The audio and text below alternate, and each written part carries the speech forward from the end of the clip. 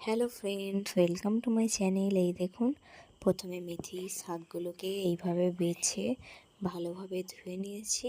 এবার এটাকে সিদ্ধ করতে দেব। এই দেখুন, 1 কাপ মতো জল দিয়ে দিলাম।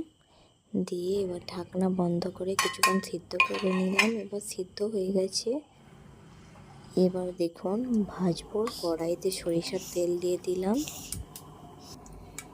তেলটা গরম হয়ে গেছে। এবার এটার মধ্যে দিয়ে দেব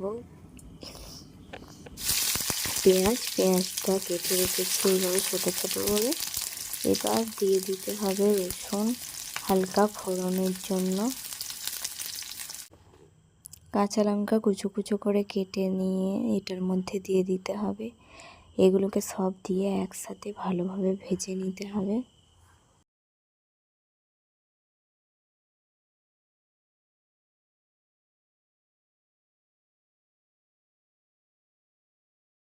এবার স্বাদ মতো লবণ দিয়ে দিলাম।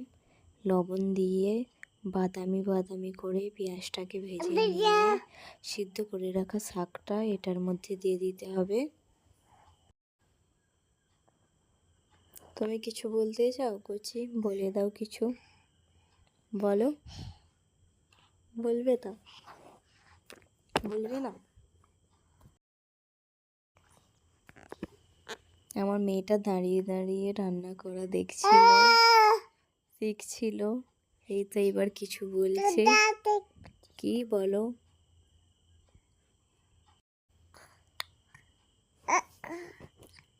বলো গো, কেমন হয়েছিল রান্নাটা?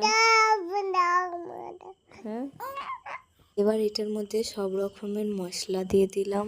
হলুদ, জিরে গুঁড়ো, ধনে গুঁড়ো, লঙ্কা গুঁড়ো, সব রকমের মশলা দিয়ে ভালোভাবে ভেজে নিতে হবে। তাহলে শাকটা রেডি হয়ে যাবে। খুবই সহজ একটা রেসিপি। বাড়িতে অবশ্যই একবার এইভাবে ট্রাই করে দেখবেন, ভালোই হয় খেতে। এটা আপনারা রুটির সাথে ভাতের সাথে খেতে পারবেন। প্রথমে সিদ্ধ করে জলটা ফেলে দেওয়ার কারণ এটা তেতো তেতো একটু লাগে, ওই তেতো ভাবটা চলে যাবে, সেই জন্যে সিদ্ধ করে ফেলে দিলাম। এটা মেথি শাক। মশলাগুলো দিয়ে নেড়ে চেড়ে কিছুক্ষণ ঢাকনা বন্ধ করে এটাকে রেখে দিতে হবে, যাতে মশলাগুলো শাকটার ভিতরে ভালোভাবে চলে যায়। কি বলবে তুমি? বলে দাও একটু।